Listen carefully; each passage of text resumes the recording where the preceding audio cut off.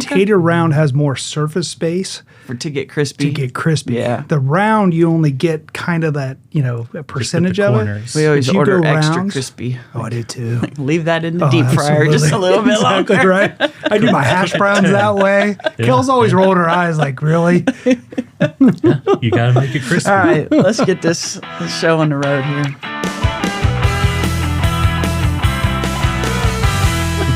Tater tots is important. Tater tots is a real conversation. Important. Hello and welcome. It's great to be with all of you for Worth the Journey. Worth the Journey is a Worthington Schools podcast.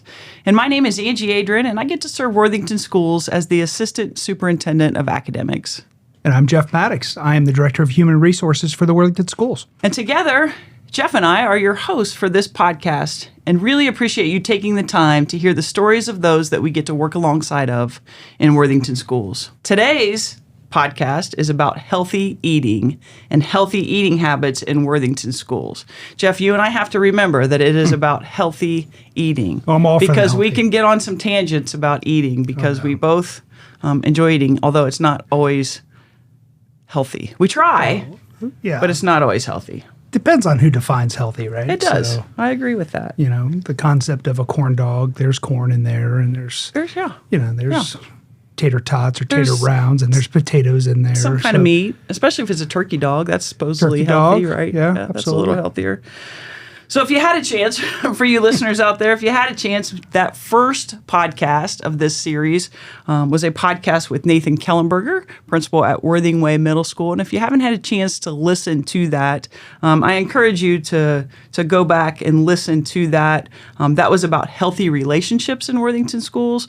We have lots of leaders in Worthington Schools who demonstrate that. Nathan is one that rises to the top for sure. And in listening to Nathan talk about his teachers, his families, the students that he gets to work with, and his own family, that is a priority to Nathan and worth the listen. You can find us on Spotify, Apple, Google, or our school website, or wherever you get your podcasts. When I think about our guest today, Jeff, before we introduce our guest, when I think about our guest today and we talk about school lunch program, I think about square pizza. Ooh.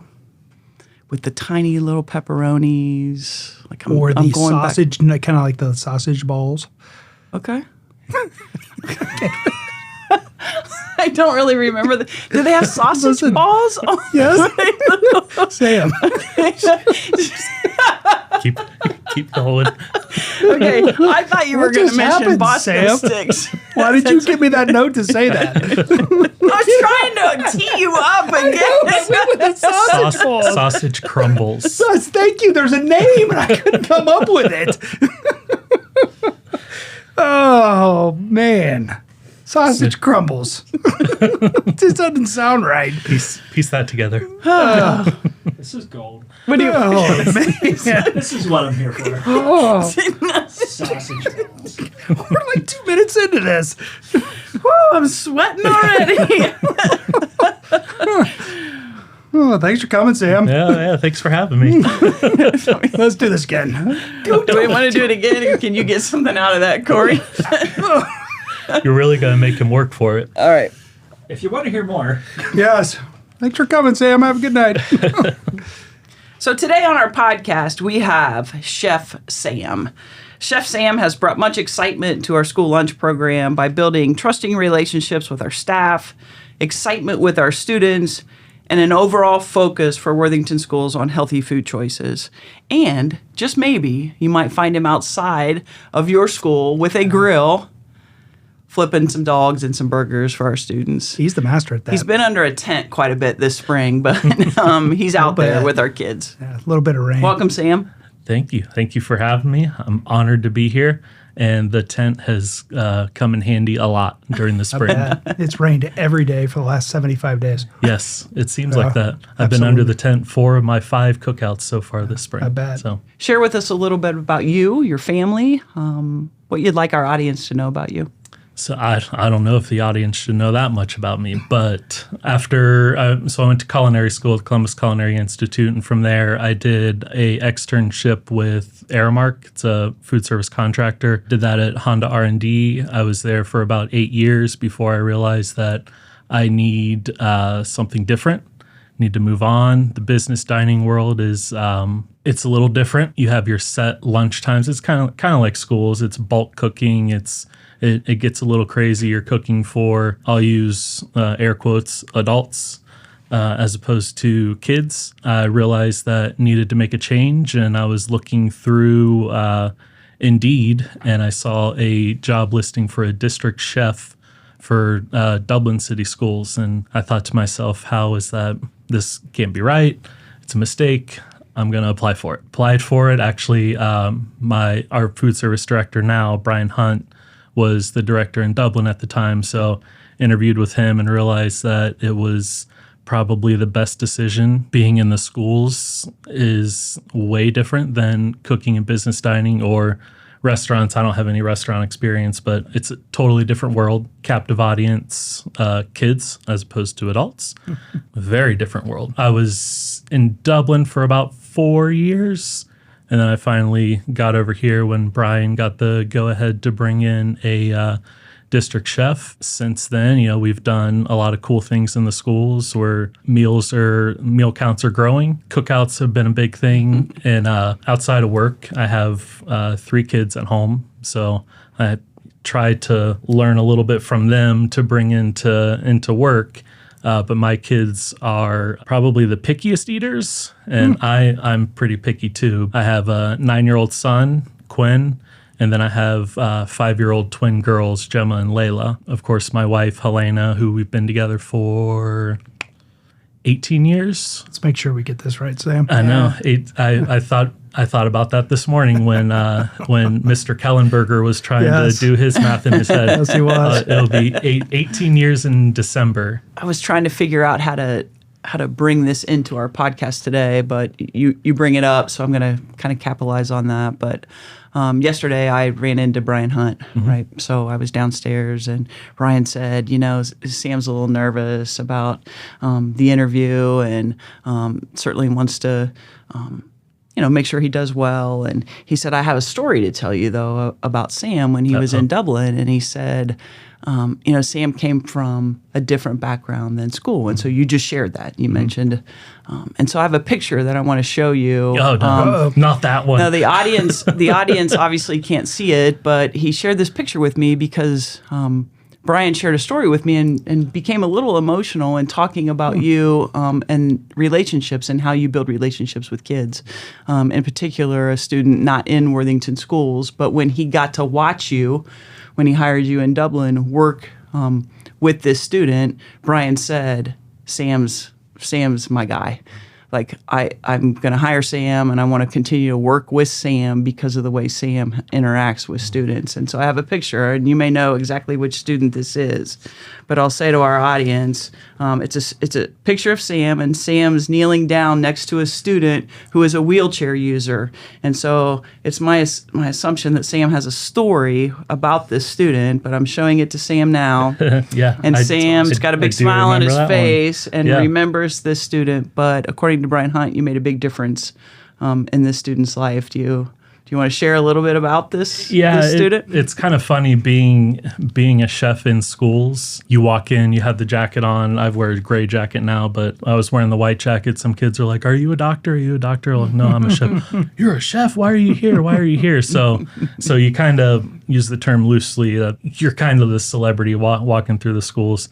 I've signed chef hats. I've signed. That's awesome. I've signed recipe cards before. I can't remember what event this was. Yeah, a student came up with a teacher after the event, and she was just talking about how much the kid enjoyed what I was doing and like some presentations that I've done in the classes before, and he really, really wanted a picture taken with me. So yeah, I gave him my chef hat, and we had a little conversation, took a picture, and the whole reason I got into food service was I like to make people happy through food. If I can take a picture to make a kid's day, then I'm definitely going to do that. That's pretty awesome. Yep, he's got his chef hat on, and did you sign that one for him? I did. That's awesome. Yeah. That's and great. you and I have talked about the power of relationships, and you just highlighted that, and that is, Sam had a relationship with Brian in a different school district. And, somebody is always watching and somebody is always paying attention to how we interact with people. And Sam, you clearly built a relationship with Brian that when given an opportunity, he knew exactly who he's going to go get, which is really cool. So you've touched upon it, and that is, for our listeners, the concept of a chef in a school, is different.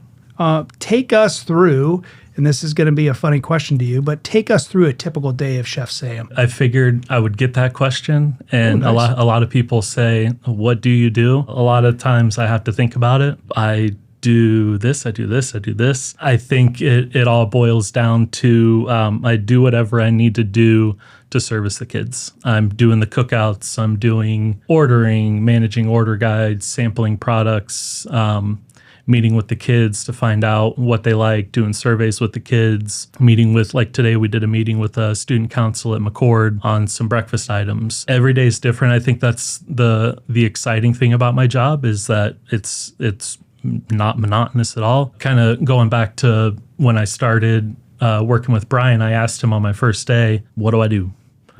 During the interview, that never really came up, like what my daily thing would be. And he said, make it your own.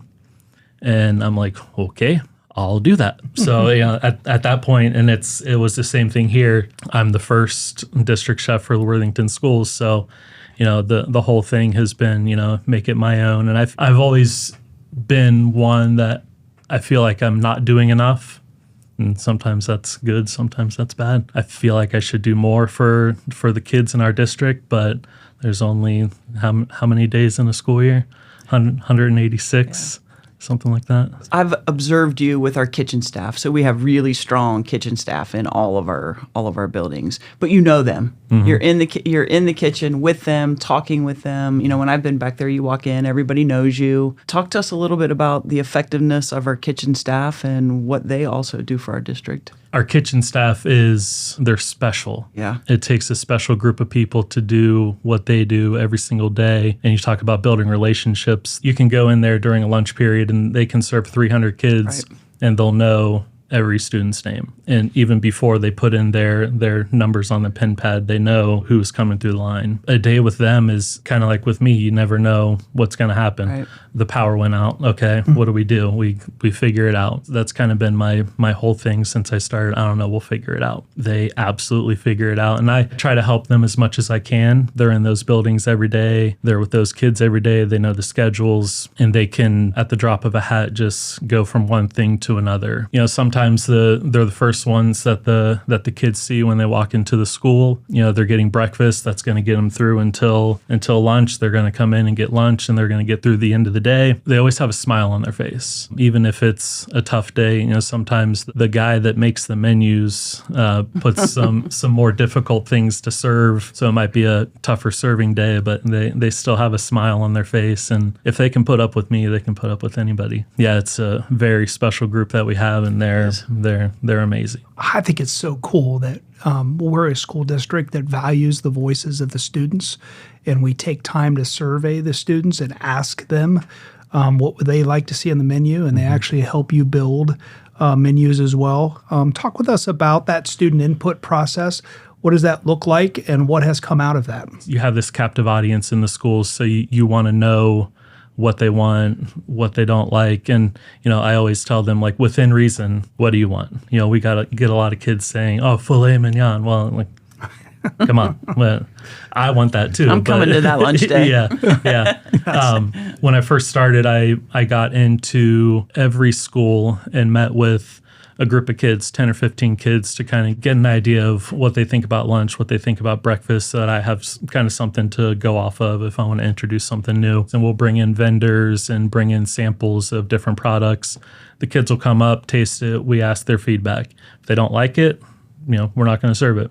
If they do like it, we'll bring it in, see how it goes. It's fun when the elementary kids get involved because they have great imaginations, I'll say. Our schools are so diverse that they're really starting to think about everybody in the school, see how they can how they can include everybody. So last year, the third grade class at Brookside, they did go walk through the school, kind of getting ideas of what they can do to improve the school for the students' experience. So one of the big things that they thought of was bringing in more diverse menu items. I got a list of 20 different menu items that they would like to see. So they brought me into their classroom and they had a full slideshow prepared, and they told me about why they want to do this, how important it is to include everybody, because you can look at a menu and it's corn dogs, pizza. Let's get more adventurous. Let's serve sweet and sour chicken or something like that. In elementaries, I kind of hesitate to put that stuff on the menu because you don't know what they've had outside of school. So at Brookside, I met with these students. They sent me the list of menu items they would like. I walked them through the whole National School Lunch Program and the requirements and the hoops we have to jump through, that kind of stuff. I told them we would love to do something like this, but I need a little more information. So they actually had a survey for the entire school, and they asked the kids, would you eat this? Have you heard of this? Do you like this? So they sent that to me, and that kind of helped me decide what we should put on the menu, because I know I didn't bring that product into the school for them to taste at first, but if they've had it before, they say they're going to eat it, then we'll give it a shot. We did a sweet and sour chicken with vegetable fried rice, and it was a huge hit. So we ended up introducing that to all of the elementaries, made up some signs and did a special day for the elementaries to introduce this new menu item. And it was very well received. A lot of the kids were kind of shocked that we're going to serve something like that. But once they tried it, they loved it. And we ran it for a few weeks. And yeah, it was just a big hit. Talking about what kids have tried and the exposure they have to different foods now. I was doing a presentation on root vegetables a few years back. Some of the kids were like, well, what, ginger? Where do you see ginger? It's mixed into a lot of things you usually don't. Unless you're making a tea or something, you're not going to just eat a big chunk of ginger. I'm sure there are people that do that. Potent. Don't have a meeting with somebody that's just ate a whole ginger root. Yeah. So I was trying to think of something, and I said, okay, who's had sushi? And these are second graders, I think. I was expecting one or two kids to raise their hands. The whole entire class raised their hands. Oh. And I said, no. Who has had sushi? Sushi. And they're all like, we love sushi. I'm like, I didn't have sushi until I was in culinary school. I was 18 years old and I had sushi for the first time. And, with the sushi, you get the pickled ginger, the palate cleanser, and that's what they've had. For a second grader to have sushi, it's just crazy. My 9-year-old, he's for probably the last 3 or 4 years, he's loved sushi. They see these things early on, and it really kind of makes it more difficult to write a menu for schools. But So sushi. What?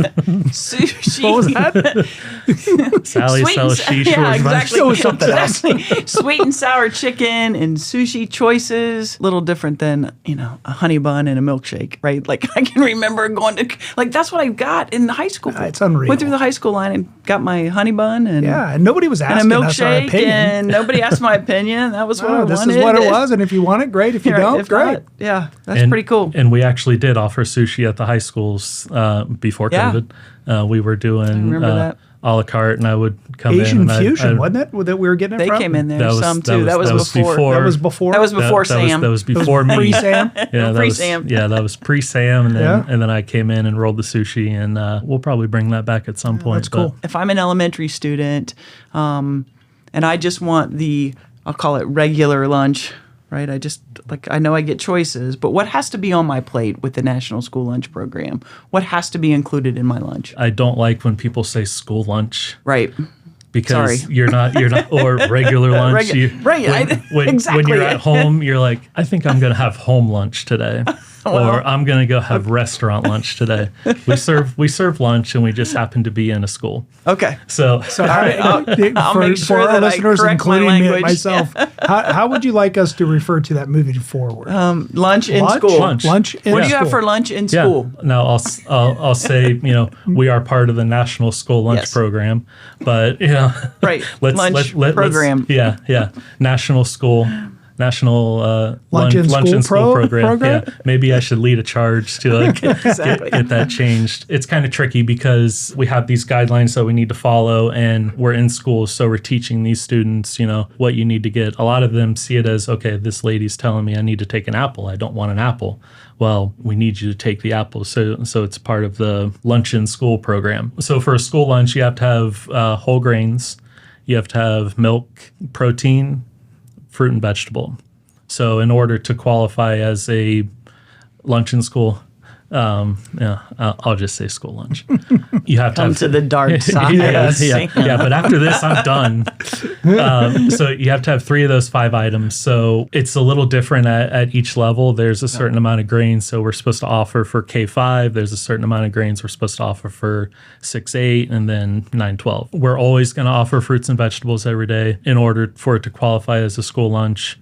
You have those three of those 5 items. One of those has to be a fruit or vegetable. One of the things that Brian started when he started in Worthington was our fresh fruit and vegetable area. So every school has a section where there's usually 3 or 4 fresh fruits or vegetables for the kids to choose from every day. We're offer versus serve. It gives the students the choice to pick what they want.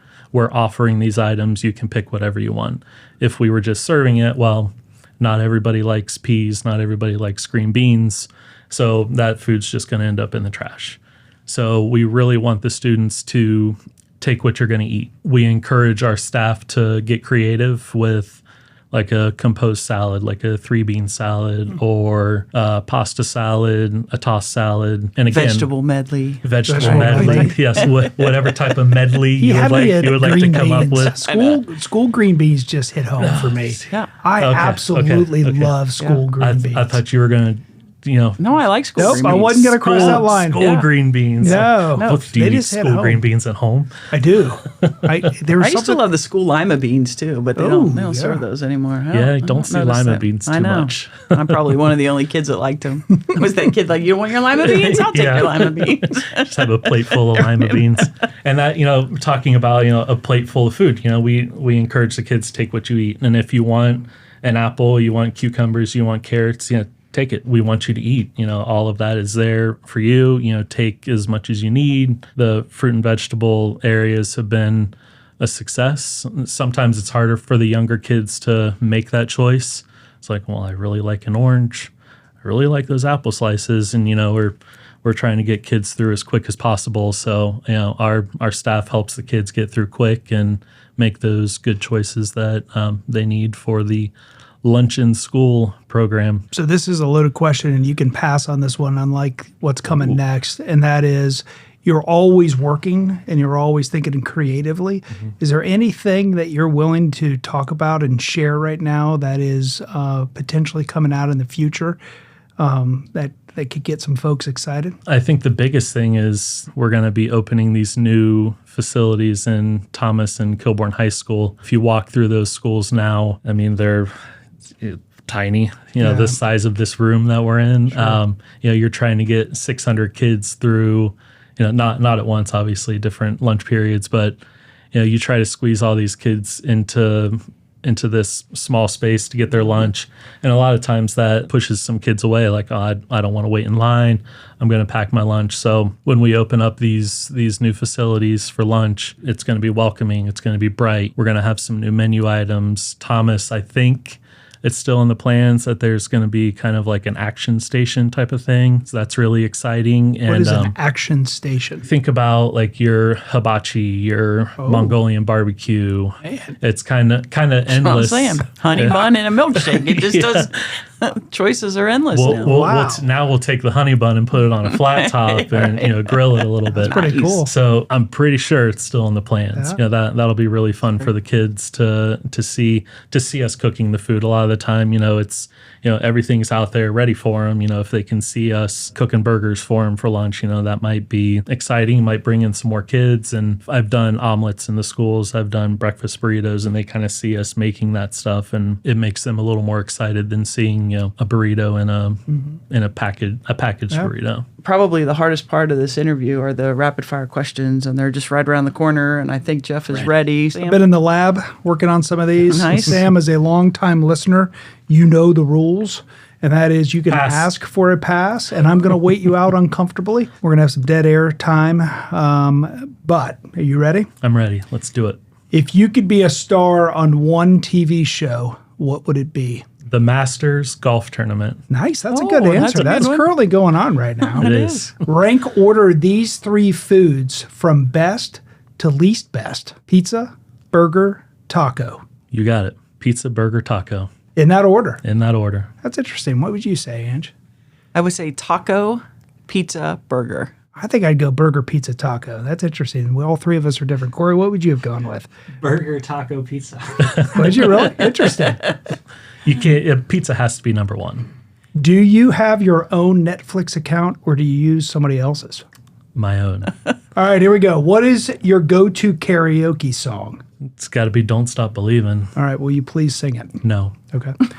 Pass. What would be a good code name for you? Pass. There's Is no my- pass on this. That's my code name. Pass. No, you can't. What is a good code name for you? Code name. Yeah. I mean, Grill master. the Grill Master. That'd be a good Chef one. Sam.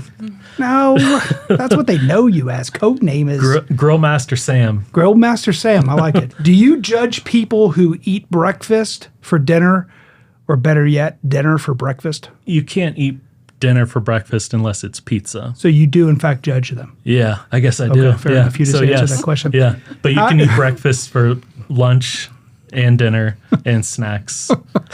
How do you answer the telephone when someone calls? I don't.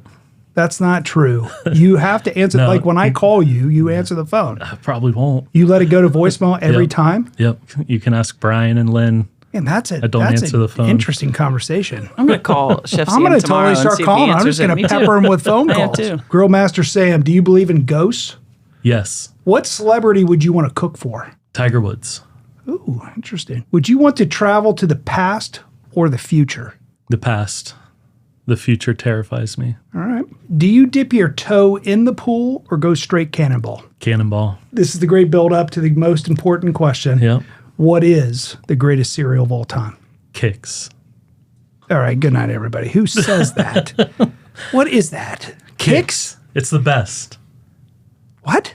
It's the best. All right, be honest. You have Jeff, I'm to put gonna a guess little bit that's of a sugar base on cereal. that, though, No. right? Kicks is and you've been Base. around me No, it's long not. enough. I know. It's That's not. 100% a good base Yeah. cereal. It's the best cereal. Kicks? It's not just a base cereal. Fruity Pebbles Uh-huh. is a Easy. very sugary, unhealthy No, that's true. cereal option. Now- Kicks, kid Oh, I see where you're tested, going parent with this. approved. All right, fair but enough. no, For the purpose I of this love conversation, Kicks. Sam, you are spot on.